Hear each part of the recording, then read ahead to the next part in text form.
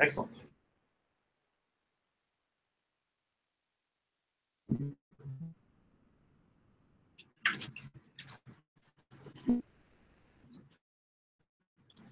And now search. All right, so we're going to start out with something I just found. It isn't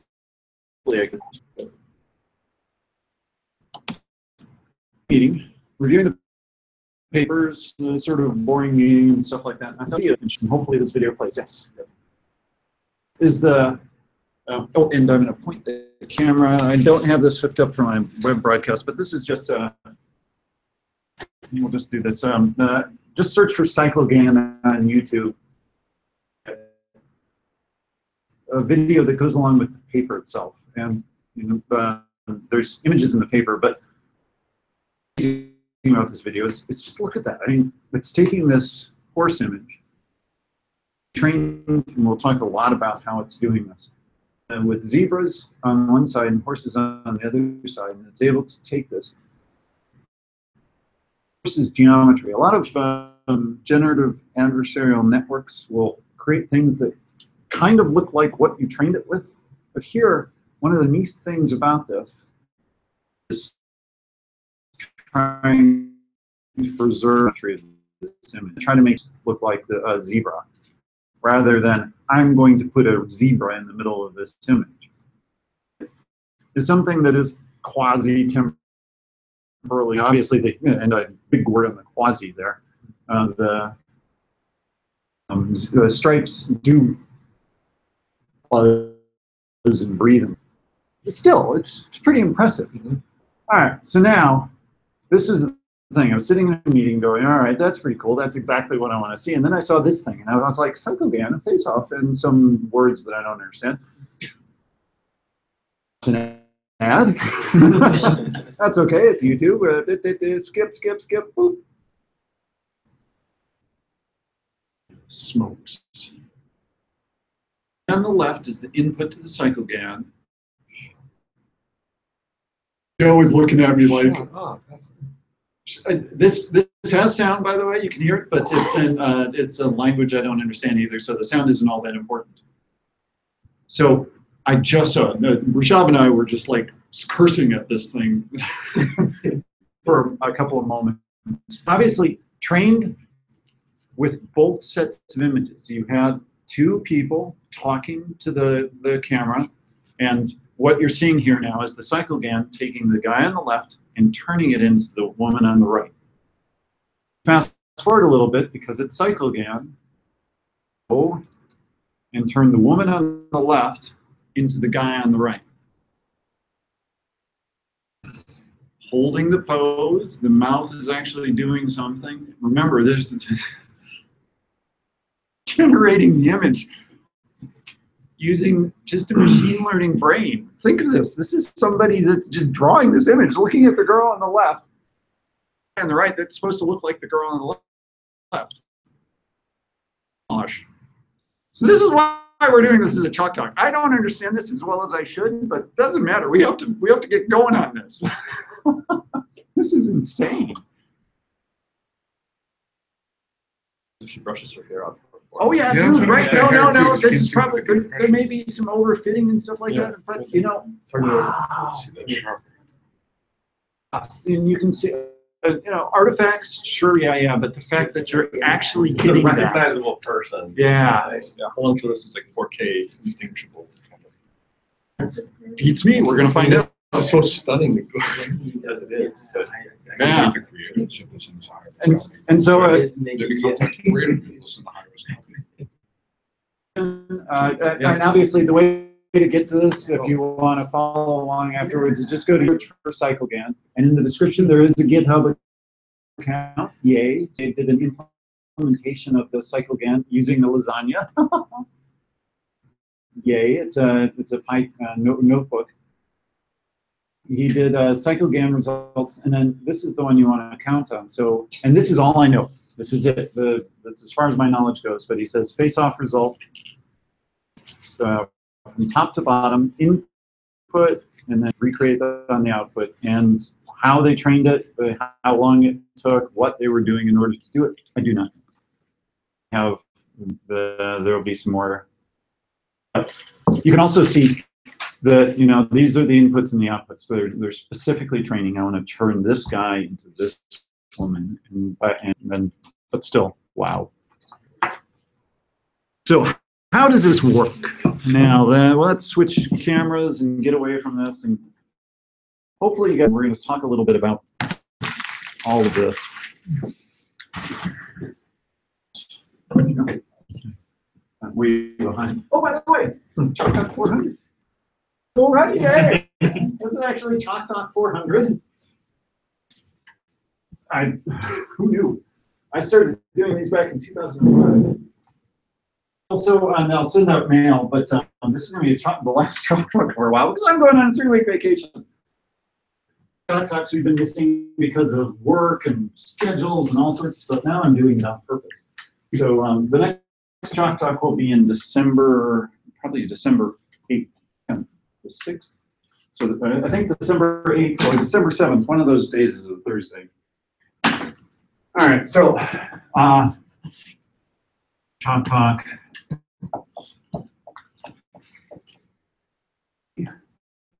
And we're just going to call this cycleGAN. But the as you see, the paper itself is very long. And also, as a surprise treat, or well, as a way to get to cycleGAN, what we're going to do is, I wanted to write this down because it wasn't actually in the note, the announcement for this. There's a paper called "Learning from Simulated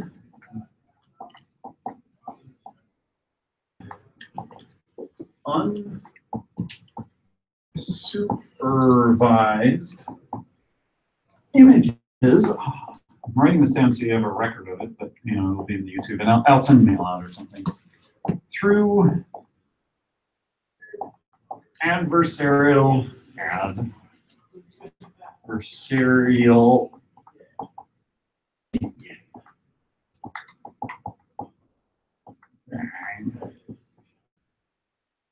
(2017), everything's 2017 when you're talking about this. And it's sure.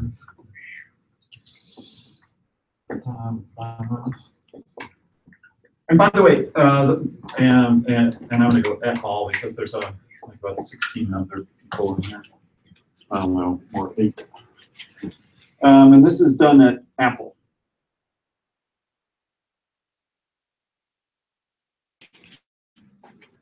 This in just a moment. I'm going to leave that up there for a bit, but we're first going to talk about adversarial networks to begin with. So, why is this so exciting? With just a basic neural net. Let's think about this. Go back to what we always start with. And it actually works. A neural net can be thought of as a big black box. Question, or let's just put a question mark here with a neural net or machine learning or whatever.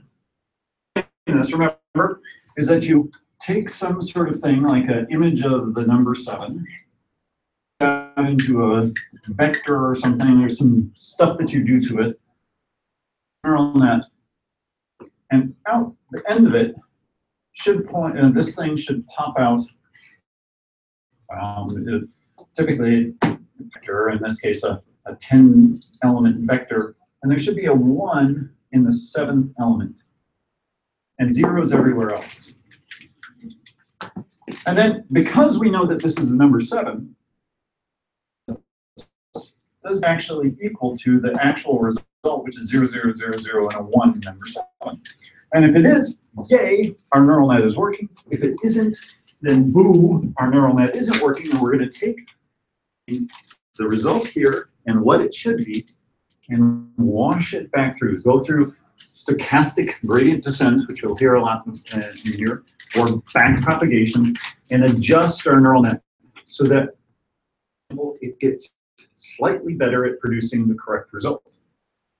Of course, you only slightly change this, or else you're just going to be able to recognize the number 7. You want to change it, and so you do it over and over again. To notice here, this is it. This is all there is. Input, and we know what the right answer should be. And that in machine learning is called supervised learning, right? We are supervising it. We're helping it learn what it needs to learn. Here's the child. It gives you a result, and you correct the child and get the child to learn a little bit better. And think about the thing that we just saw. We have right there. We have an image of a dude, right? So here's an image of this dude with a mustache, and there's the image with the dude. And then over here, on that sketch woman, right? So the question is, if we wanted to do the supervised, this is an image of number 7, and we got a 7 out there. This is an image of a dude in a specific pose with his mouth open, maybe he's frowning a little bit. Right answer there. Well, there's no way in heck that we know that, right? We can actually have, unless, well, we could maybe engineer it where you have being mimicked by a woman where she's actually watching and trying to make her face exactly match that. And so you do have a one-to-one correspondence. That's a real pain in the butt, and it's really hard to do. And maybe it works for one man and one woman, but to do it for all people is crazy. For this kind of stuff comes into it, and this falls into this path of learning. And this is where we get into probability, right? So we've talked about this before. This space, phases, right? And specifically, it all depends on exactly how big the space is and everything. But let's think about that example where we have wearing a sort of muscle shirt and stuff. And if you looked at all the photos, right, you have this monstrously n-dimensional thing, this cloud of all possible photographs. Now this sort of cube here, which is exactly not this, it's an n-dimensional cube. But at any point in this cube,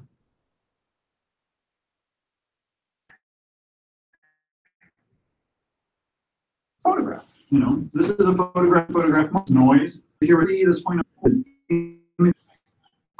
and maybe over here, probably pretty close actually, because it's all the images of the same guy. There's another picture of him, but his face is slightly shifted to the left. There's another picture of him with the face slightly over here. That right there, that's actually looking more like a cat rather than him. Here, there's another picture of him, and over here, and what you end up with, and remember, this is 3 dimensions. This is, right now I've got a 3 pixel. This is a 256 by 256 dimensional cube, and there's this weird cloud of probability. If you are in this area, in this,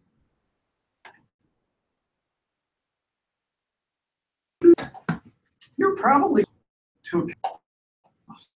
In fact, you can get artists, this image here is there. The problem means that there are slight changes that you might be able to do by moving in this n-dimensional space that produce dude-like images, even if we've never actually seen that picture before. So now, we go over here, and we have this woman. We have this guy. We've grabbed a whole bunch of YouTube videos, podcast or something. We've taken all the images from this podcast. Probability sort of description of what in all of where images of him land, anything with her. And it might look different. It might look more circular. It might have, this might be images of the woman.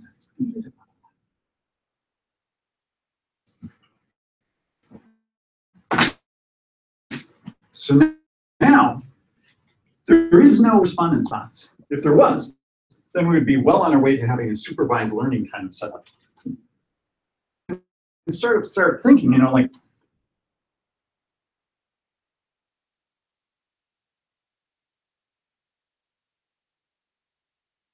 crazy. Is there some sort of shape probability? How good can I do that? And can I make sure that whenever I am here and go through this pattern, at least to a spot in this n-dimensional space of images that woman? Instead of actually going, here's an image, here's the results I want, is here's the all images that are dude-like, all images that are woman-like. A way that we can, a way of mapping between those two, where we're thinking more of the probability function rather than one mapping between thing I've got and thing I want. Does that make sense? With unsupervised learning, which I think it took me a lot to understand it. All right, so now keep this in mind, and we're going to resolve this. We're going to get to the simulated one soon.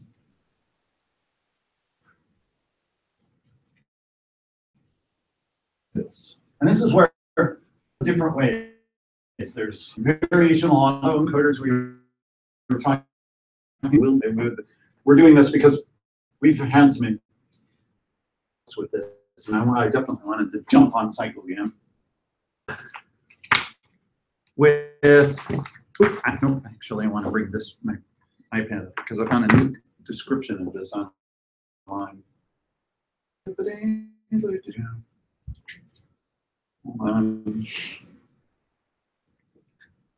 Click. What I'm going to do, in our example, we're going to have a whole bunch of images.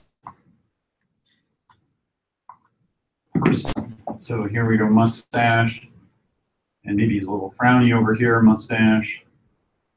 Here, mustache. There's the images of a man.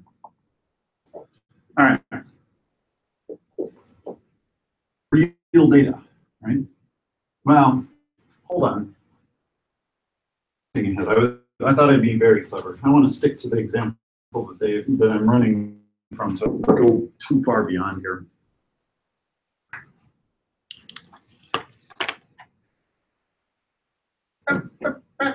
This is okay. It's all right. No, sorry. I want to do this right. Let's go with this. I have a list of real digits. I don't have to. So I have a whole bunch of 256 images of digits. Now, I have this, but I don't have any grad students. So I haven't gone through these images of digits and actually labeled them. Every single one of the digits. I do not do the number 2, even though it's obvious that it's number 2. This is unsupervised learning. I don't have grad students and 56,000 images like this and labeled each one of digits. It's relatively easy to get. If you do an image search on Google, and a lot of these researchers are just doing image searches on various image databases where they say, a big list of images of horses, or I want a whole bunch of zebras, or digits. You can get this kind of data relatively easily. That's a little bit trickier. Next up, we need something to control our system. So instead of, and by the way, we are talking about generative adversarial nets, not cycleGANs yet. We're going to get to cycleGANs. Here, we're going to have vector of numbers. We're going to call this vector of numbers Z. A certain number of n floats here represent the way we're going to control this bad boy. I'll explain this in a moment. This is real data. This vector of numbers, sort of a slider kind of thing, it controls. And we've already talked about this, so hopefully this sounds familiar. This is the forger. This is the generator. The values here is going to image 256 by 256 to. So this should be a number, single digit.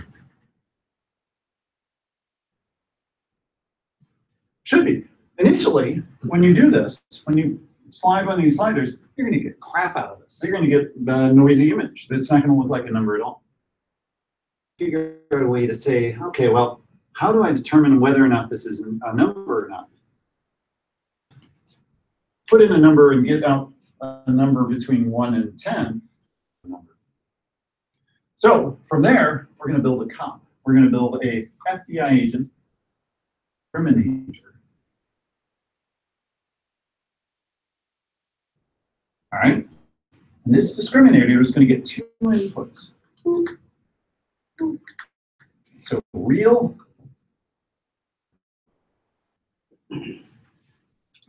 the discriminator's job is to try to get good at learning how to distinguish between real images and fake images. Super duper easy, right? You do this, and at the end of it, there's a of this thing. I remember in layers. This is going to be a neural net with a layer sigmoid function here, and out of that is going to produce a probability, a number between 0.0 and that is, you just sent me real or fake. What's the probability of this image that it is real? Then it's real. If it's a fake, it's 0. I've done my job. I can tell whether or not this is real or fake. The discriminator, when we started out, think about images. And so just like this thing when we started out, when you give it some values on the input, it's going to produce noise. You give it an input image that's either a real image or a fake image, anything. It's going to go, I don't know. It's going to be really bad at discriminating between and good fake images. But we're onto something here, right? Is train this generator so it starts generating images. Discriminating. We're going to start training the discriminator so that it starts good at recognizing the difference between reals and fakes. Let's start doing this. And the way that this we'll get into a little bit of mathematics and just a bit of the basics down, is it's done as a 2-step process. Let's build a discriminator. Let's see if we can get the discriminator. The discriminator actually has some input that we know is real. We have, while we don't know what numbers these are, we haven't labeled them, we do know that the input coming along from this is good stuff. At the very beginning, it's going to be crap. So, training the discriminator. How do we know whether the input image is coming from real or fake? I'm going to randomly choose a real image generator and send it through. And this value will either be a percentage, it'll be a 1 or a 0 or somewhere in between. To compare this, question mark, this one, input. So think about that. Maybe the first thing I do, the very first thing is I run this number 8 through this thing. The discriminator has been initialized with a million random numbers. Well, 0.7 isn't right. This is actually a real number, so it is off. This should be a 1 because this is a real thing. We take that number, we take that 1, and we say, you're wrong. You should actually be a 1. You should change your value based on 0.03, and run it through backpropagation, right? The stochastic gradient descent. I say that a lot. Backpropagation slightly adjusts the discriminator so that it gets better when it sees that number 8 is a number that is closer to 1. A little change. All right, so we're going to do that for a whole bunch of these inputs. 10,000 images of digits, random images that come from our just been initialized generator, and run it through this thing. The value coming through here might be 1. Input of a real image produces a number that's closer to 1. That's good. If it's not, we'll correct it. And if it's a fake number, it should produce a number that's closer to 0. So we're basically going to sit here and train the discriminator to at least good at recognizing digits from noise. And eventually we'll stop. We'll say, okay, we're good enough. We've gotten the discriminators to do a little bit better job. We're going to stop messing with the discriminator. Same thing with the generator. We're going to start putting in random values here. These are our sliders. We're going to start moving these z values around. We'll start, they're basically exploring this probability space. The generator is going to start images. And the first thing we're going to do to that image are slightly better discriminator, or a discriminator that has a little bit better probability of determining whether it's a real image or a fake image. This comparison back here, did we fake out the discriminator? Is produced.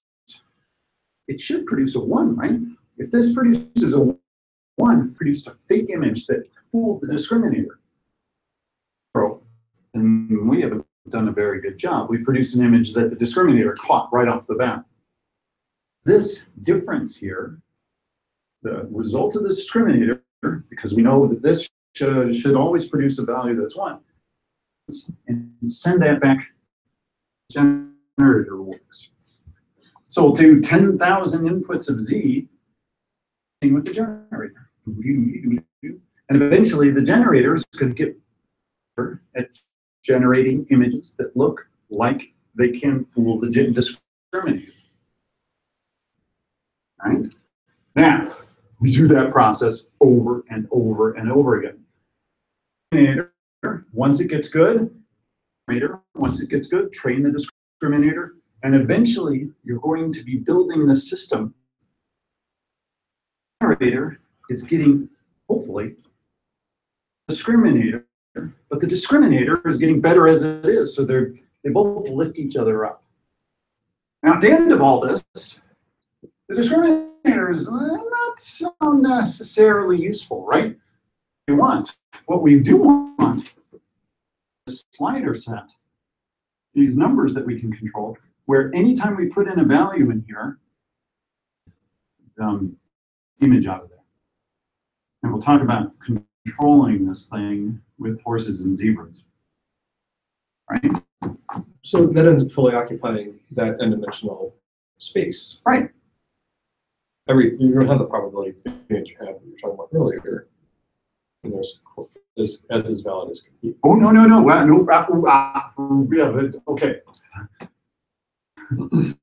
So Joe just asked, all right, so we've got this, it's 256 by 256, and here we have probably a very tight little thing, points where these are images of numbers. And now we have a mapping, just like we had a mapping between images of guy and images of the woman, mapping of maybe 5 digits now. Basically slide through this space. Nothing though, right? But aren't you fully going between 0 and 1 in the Z, all those Z sliders? This is 0, yeah. And so ideally, they should, I mean, I'm just guessing here, but it seems like that you're training that in the generator, so the generator can produce something that fills the discriminator in that full space. Right. You're picking points in that space and saying, how does that look? Fully occupy the, because it doesn't have that little pointness to it. Actually, No. This is a good point. Isn't this a dimensionality reduction? Though? Here, well, yeah. we did talk about this before. Yeah. But what? Into a normalized space. Right. And I think that's this builds it into a normalized space, so that the Z space is the Z space is the 5-dimensional space now that you've taken this thing and mapped it to, right? Yeah, so you have 5 sliders. Yeah, so you have 5 sliders, 5 sliders, but yeah. it say it's a 0, 1, 5-dimensional cube. Hypercube, that it seems like anything there. Any spot in that 5-dimensional cube should produce a. Okay, so that's all I was trying to. I'm just trying to follow up. So. Yeah, I think you just explained it better than I was. This and the hugely dimensional blob of images, sliders that in this never go outside of this as long as you stay, because all you're doing is traversing this little blob here, and this could be thought of fully maps to there. that fully maps into there. All right.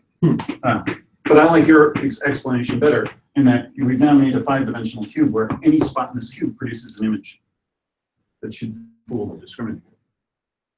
They're always blurry.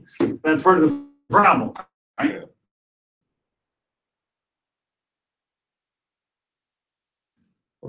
So this is so now the other paper. Let's just make basic math. I can't not do math because the math is actually cool, and we're going to need this math. And maybe we'll get to the paper. This is the GAN math. So we're going to do this B, G. So what this thing is first of all, D stands for discriminator, G stands for, and this, the million or however many nodes in your neural net biases, right? Somehow you've put together a convolutional neural net or just a plain old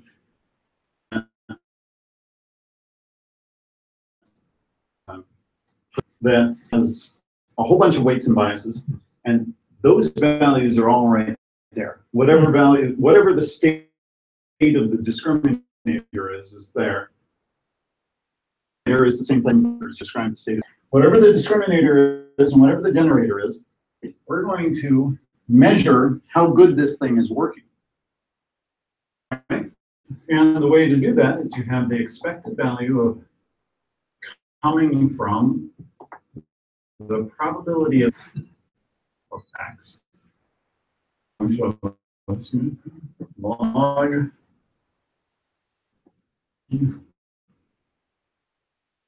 x. Expected value of z, probability of z is over here. And what we're doing here, 1 minus d.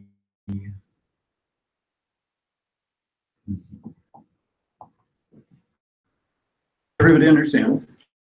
Let's first of all think about what's going on here. First of all, good thing to do is log. What's log? Log, if you remember, and we only care about log between 0. Log of 0 is a negative infinity. The log of, you can't take the log of 0. It's basically negative infinity. Just like this. So the log of 1 is 0. Right? This To raise power of 10 number you got. So 10 to the 0 is 1. As you get closer and closer and closer to 0, it gets negative, negative, negative. It gets really large negative very fast. Log probability. It really enhances the probability. It goes from 0 to 1. Now you have this number that goes from negative infinity to 1. Closer and closer to 0, it gets really, really negative. So this is a huge penalization factor to get close to 0. And what we're going to want to do is either minimize or maximize this value. Okay, so that's that. Now, the discriminator, remember the discriminator tries to maximize, in our function, entropy, the data from the real distribution, the image from our blob of data, distribution, the probability distribution of that, this image being an actual image, probability distribution of that look like digits. Passes through the discriminator in this case, and in this case, I said be 1, right? The discriminator should be 1. Now, what would we want to do? Well, we want to max. So we want to find the maximum that makes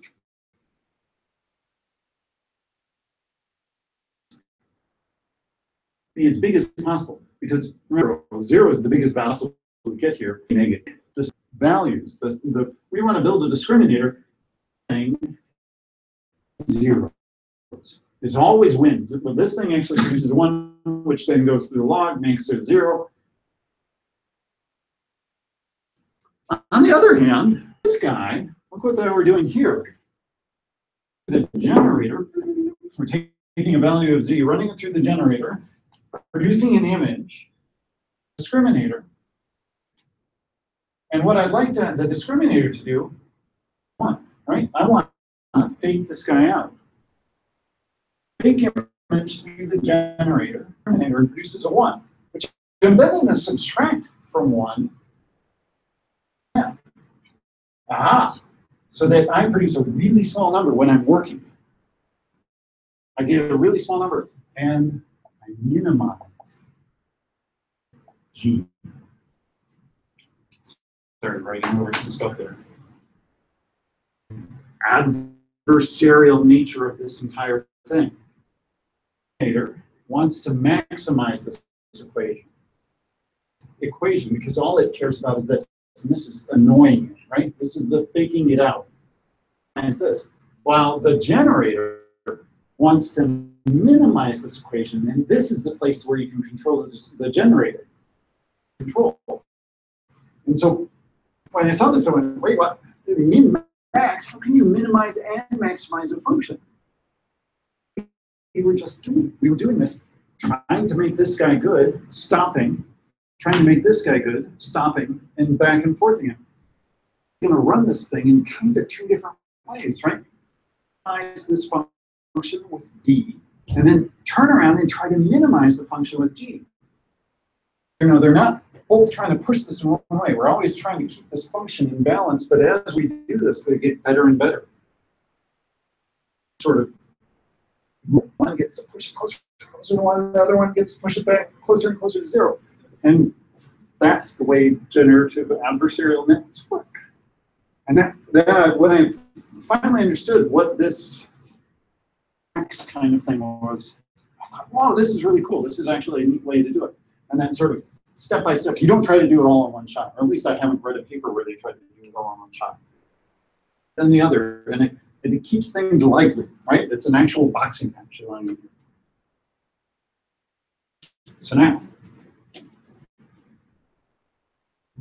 by the way, you don't have to write this. You download this stuff. You go to GitHub, you find somebody who's written this, and you can start playing with it. You can, I think the guy who created that in YouTube video just downloaded cycleGAN.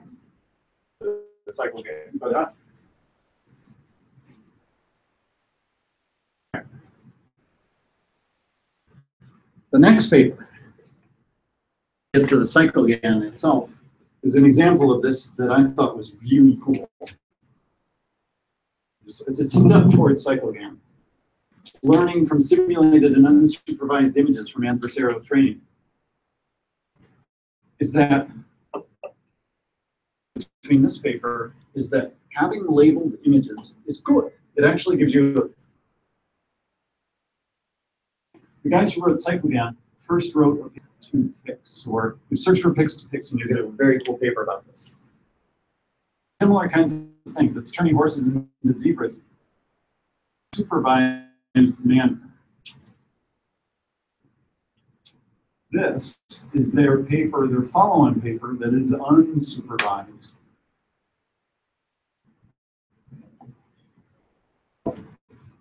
One of the things is maybe we could use this thing to supervise data.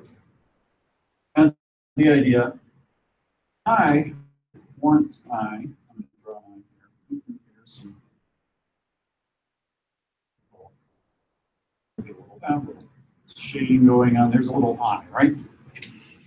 This paper wanted to do, they wanted to use eyes to figure out which way the eye was looking. In order to do that, image of an eye, and in a supervised fashion, X, Y, Z, or X, Y coordinate of where the image is looking. In this case, gaze tracking on screen, or monitor. And so they wanted to be looking at somebody's eye and determine whether they're looking at the what spot on the monitor are they looking at. Getting images of eyes is easy. Getting the spot, well, that's why they're writing this stuff, right? Is to try to figure out where this is, and sort of have somebody look at an image on the computer, take a picture of their eye, and then you say, okay, I know that they was looking at that. And maybe we can train a machine learning thing, or we could render an eye. So maybe we render an eye, and it's on a curve like this. And eye so that it looks real. So we render the eye, and then we enhance it so it looks real.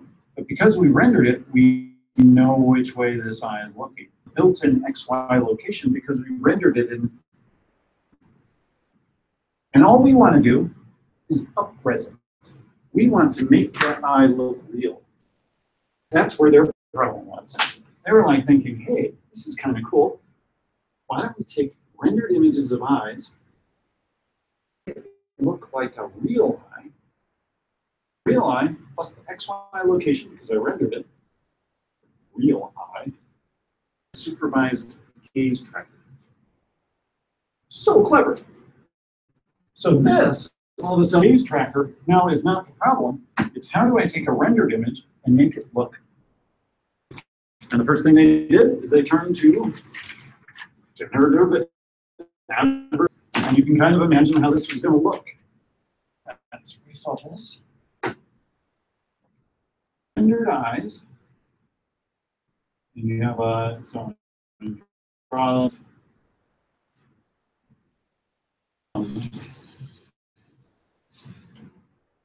Horrible rendered eyes, but you have a whole list of rendered eyes.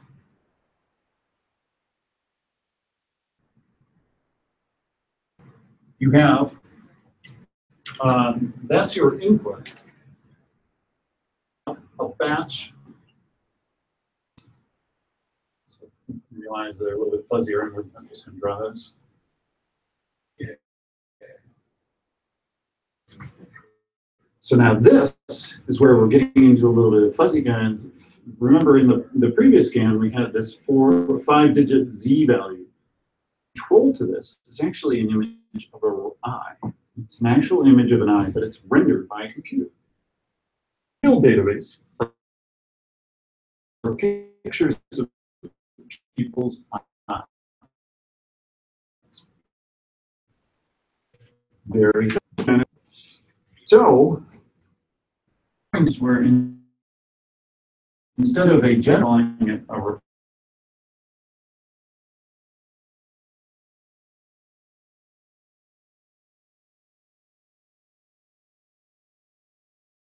goes into another discliner.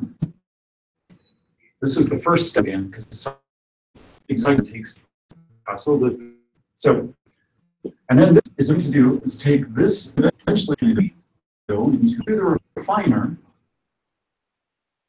of fake value. Then we have the discriminator taking either fake values or real values, so this is the real images, and producing one if real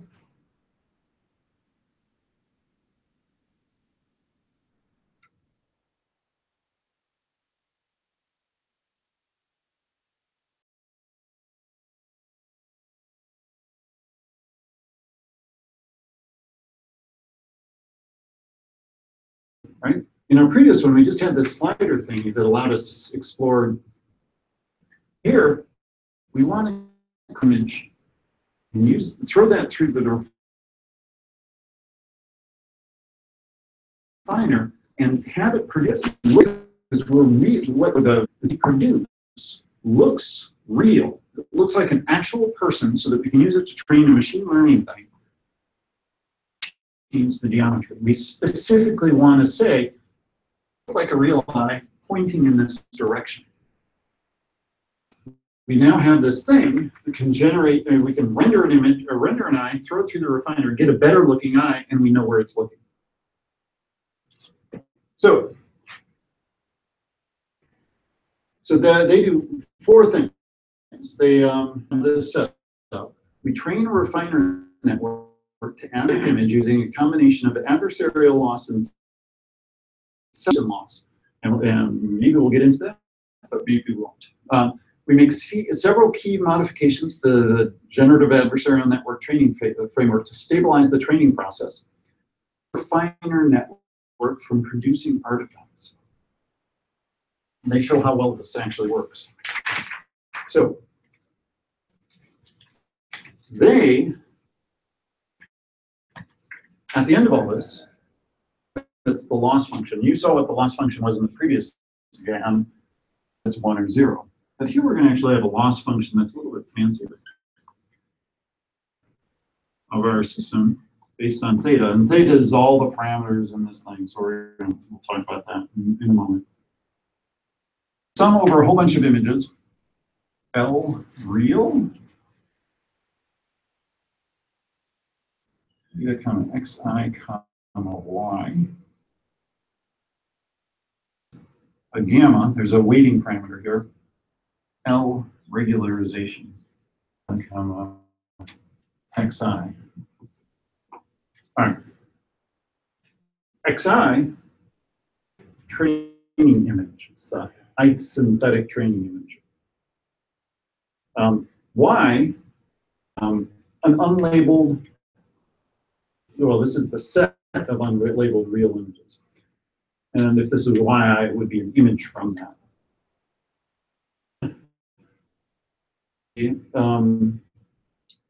Or theta are the function parameters. So these are the values that they sort of squish discriminator and refiner all together. And these are all the parameters that describe what the refiner and the discriminator are.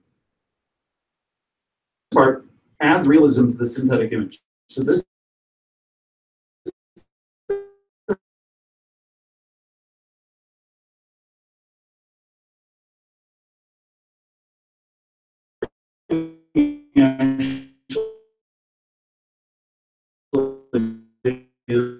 observes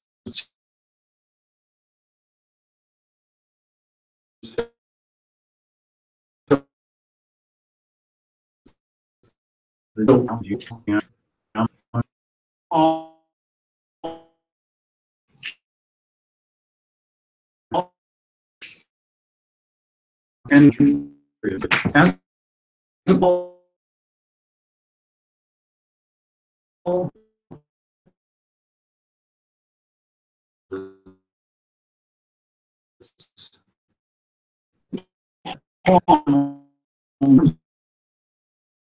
network thinking about how to maybe say, once we've got something like there's all sorts of data sure you want.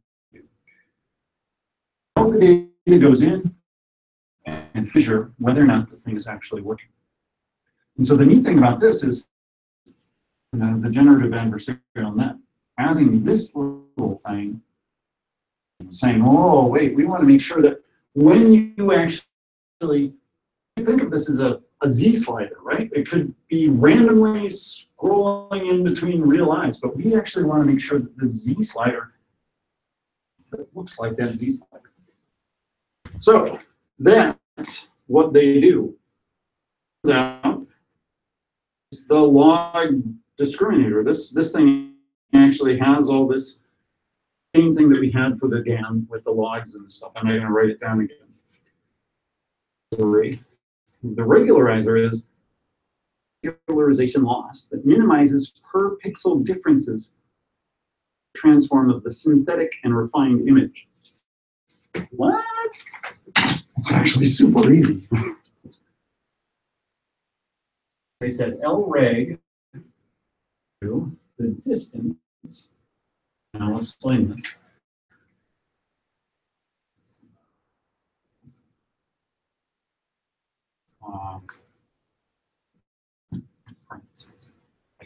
Well,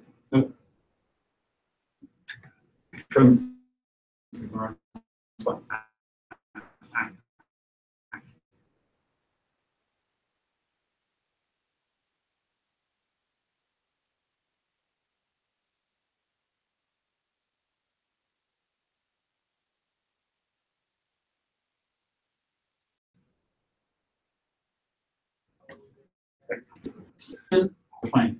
And this thing, initially they said, where all you're doing is from the other and seeing how far apart they line. So this is the absolute, just taking a look at this and you're just taking the absolute value of the result. So you're always having a positive value. The L1 norm. The thing they said is, all you can do is make this an identity comparing it to the image that you generated. Regularization gets big when the image is really different. That little thing will try to coerce these images, and the fake image that you respond to that actually. This was a clever thing.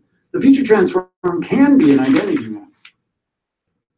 It can also be image derivatives. So you could do an edge detection on this, and an edge detection on that is line up. The time when that big is when the edges of your images don't line up. Or you could do the mean of the color channels. So if you start doing some crazy color shifts between this thing and this thing, we'll stop being 0. And remember, we want that to be 0. That's something cool. Or you can do all sorts of stuff. Processing whatsoever to say, do something to my input image, but the farther you look from that image, the worse the results you're going to get. And add this little oomph to this thing to say, better look a lot like the output of this thing. You have the log equation that I have up there, plus thing, and that you weight with this. Then you can control the weighting. And this is another parameter that you start controlling. Frankly, maybe different for eyes or whatever. The thing that they did, and I have 1 more minute about this, which is kind of cool. You know what? The entire image up into overlapping patches. This sounds a little weird, but a clever idea. I compare one image to the fake image. Into a bit of trouble. Some trouble. And so instead of doing that, they said, let's take these images and look at them in little chunks. So when I'm doing this comparison, all these are going to be doing sums of the from each one of these different. So you're actually building a refiner and a discriminator. It's actually working on smaller sections of the area. They're not looking at this everything all at once. And this, they said, it turns out really helps. Really helps. So you're actually training this thing that actually image the synthesized image look better. I don't have time to show it up, put an image up, but if you search for the results look really good. They take a synthetic image, reality-ize it, and take an image that looks very much like a computer-generated, video game character. It looked like a real person, which blows my mind. You basically got a neural net that is acting like a renderer